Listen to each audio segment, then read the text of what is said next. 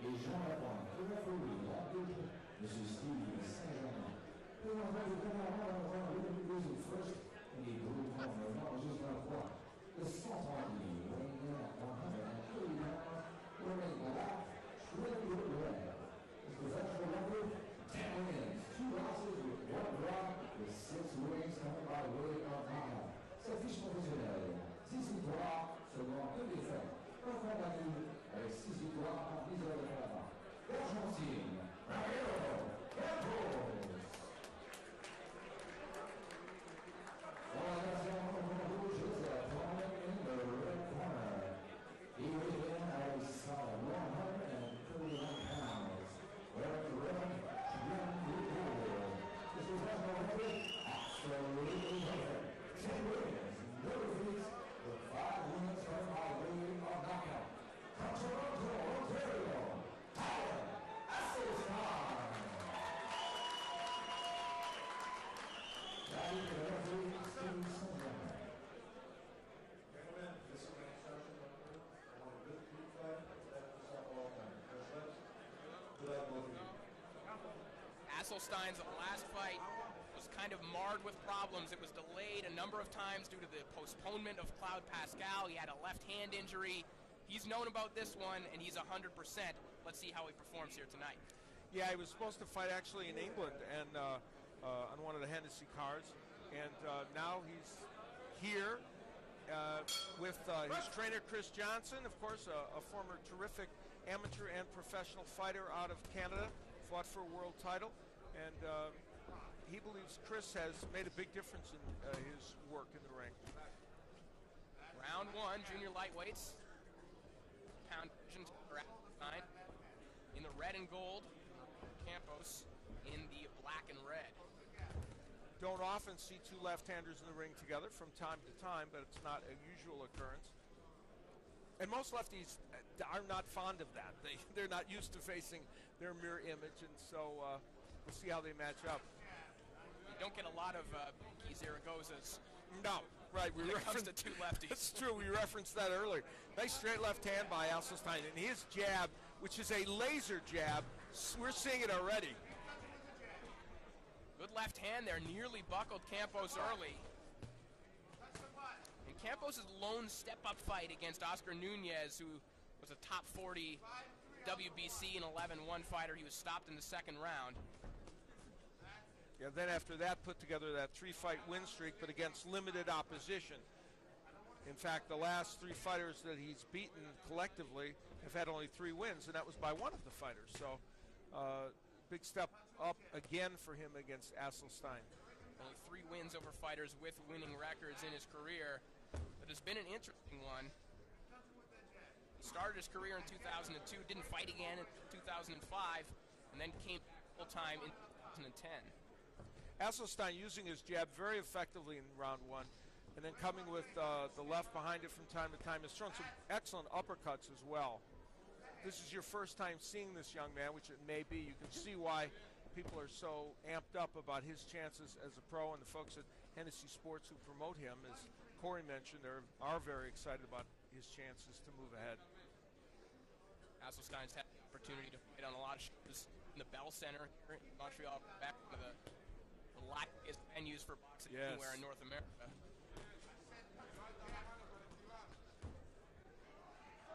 So he's come up in the spotlight and looking to take that next step directly into it.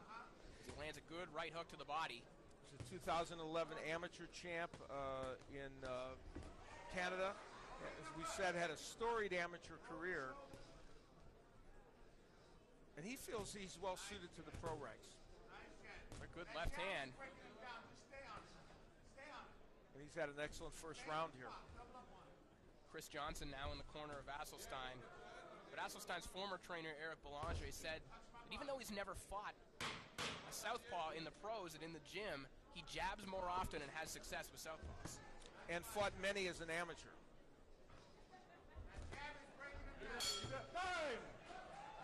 Good combination to end round 1. A measured attack from Tyler Asselstine, but a varied one. Yeah, he mixed in uppercuts. He threw body punches during that first round. And, you know, he's fighting at 131 in this fight, but he will, for the most part, be a featherweight. He'll get down to 126 and be a featherweight, and that's probably where his future really lies.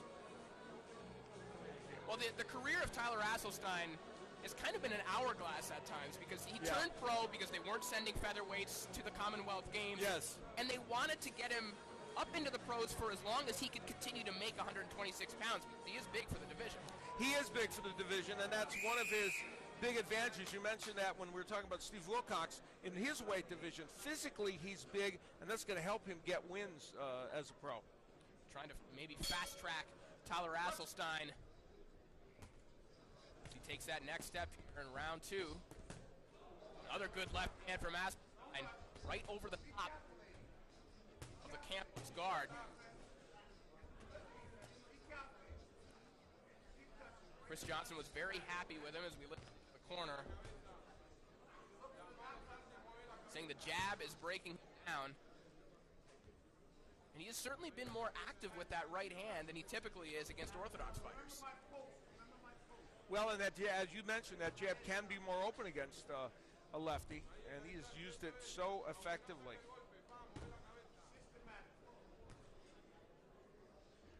He actually hopes Asselstine to be fighting for some form of an NABF or NABA championship in just 1 or 2 fights. So he's looking at a very rapid rise, really, in the ranks. Boy, those are punishing jabs, both up and down, and mixing it in with other shots to Campos's head. Asselstine throwing with a lot of conviction on all these shots. Not trying to measure him with that right hand. Digs another right hand to the body.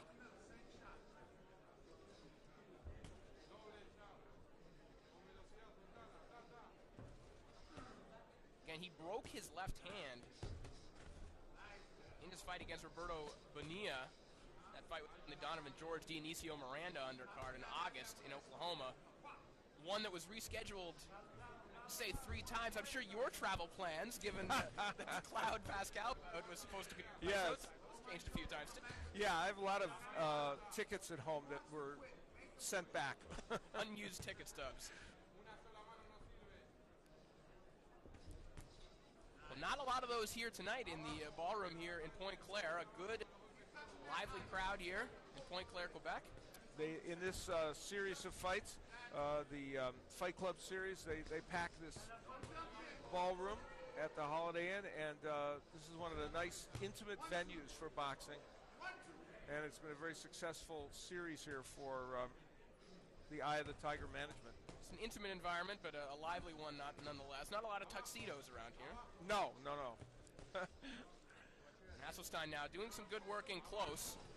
We haven't seen him fight in a phone booth, so to speak, very much in his career. No, and it's almost as if he's working on that right now. Overhand left getting in by Campos. He's trying to get that punch in, but took a right hook for his trouble. Another right hook to the body. He's been curling that left hand around Campos's guard very successfully so far.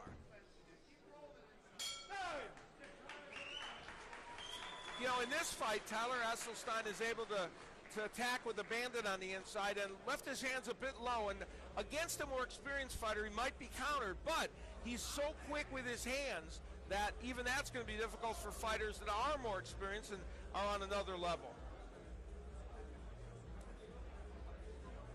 The folks at Hennessy Sports trying to vary the types of opponents that Asselstine has had 2 fights ago.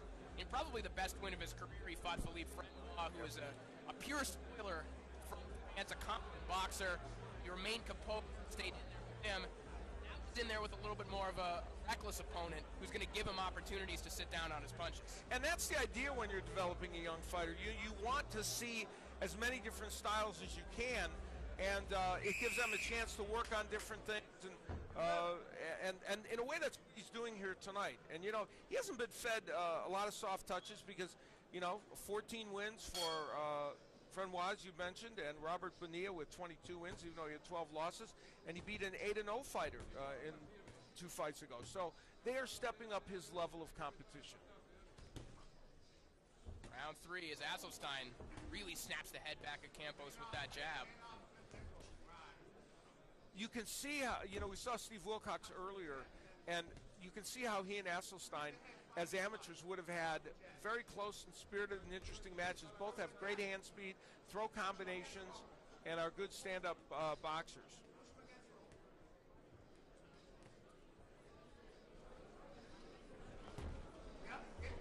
And I think Asselstine at 126 in the featherweight division, he's going to be a handful for anybody.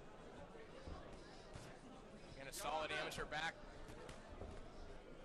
Campos trying to go to the body a little bit. Wants to land that overhead left, and it should be there for him because Asselstine has been lowering his right hand, especially when he throws those body shots. But Campos just can't get that punch in. On that right hand, a lot of his offense generating around that. Are you left, though, that perhaps that injury has kind of carried over? He hasn't thrown it a heck of a lot. No, you're right. That's a very good point, Corey. And he's thrown a few straight left hands, but not as many as you would like to see. There's a couple, and the uppercut, of course, mixed in there as well.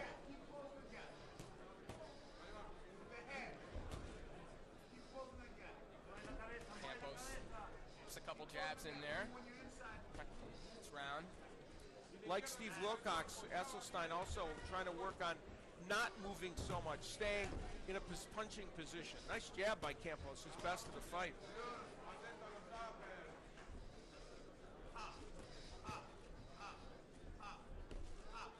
Some of the criticism toward Asselstine earlier on in his career, those who were viewing his fights, was that he fought, not that he moved too much, but that he kind of bounced around too much of a rhythm. And probably took some power off his punches. He's settling in nicely, and that's part of what Chris Johnson has tried to do with him. Oh, those are... Down, Campos takes an extra shot. He's down on one knee. Could have had a point deduction for Asselstine in that circumstance. There will not be. It will remain a knockdown. That body work clearly paying dividends as Campos really compensating and bending over as he takes some of these shots.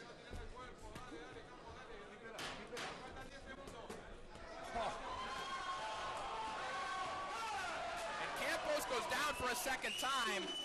That was just a barrage of punches that Campos had to succumb to. And that could be it. That will be it. For Asselstine with an emphatic performance.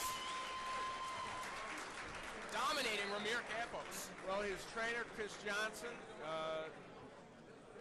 getting in the ring with him. Campos pointing out that it was the body work that did it, that really did the big damage. And for Johnson and for Asselstine, it's a combination that's clearly working very well. And when you look at Tyler Asselstine, whatever the level of competition and whoever, you have to love the hand speed and the power that he demonstrates. Now, as he moves up in competition and gets hit back a little bit more, although as we pointed out, he's faced some decent fighters at this point. Will he be able to get away with that all-out attack? But nevertheless, he's going to make trouble for a lot of featherweights when he faces them. Well, offensively, it seems that he has put everything together. Yes. And perhaps working with Chris Johnson now, relocating Toronto, Ontario, previously training out of Ottawa. Maybe with Chris Johnson, he has found that style. Yeah, and Chris is able to teach that. And you make a good point, Corey. From an offensive standpoint, there's not much left to fix for Tyler Asselstine, because not only is he throwing good combinations, he's throwing with power, he's throwing to the body, he's got a diversified attack because he's mixing in uppercuts, left hands, right hooks, and you mentioned the hand issues with the left hand. That would be the only thing at this point that would bedevil him a little bit. But here's a young man who now, with only 11 wins as a pro, wants to take his next step and be in a 10-rounder the next time out, and then hopes for some kind of NABF title shot in just a few fights. So he's on the fast track. much more judicious with his movement, but dominant with the punching power. Big win for Tyler Asselstine. Let's get you up to our ring announcer, Pierre Burton. Make it official.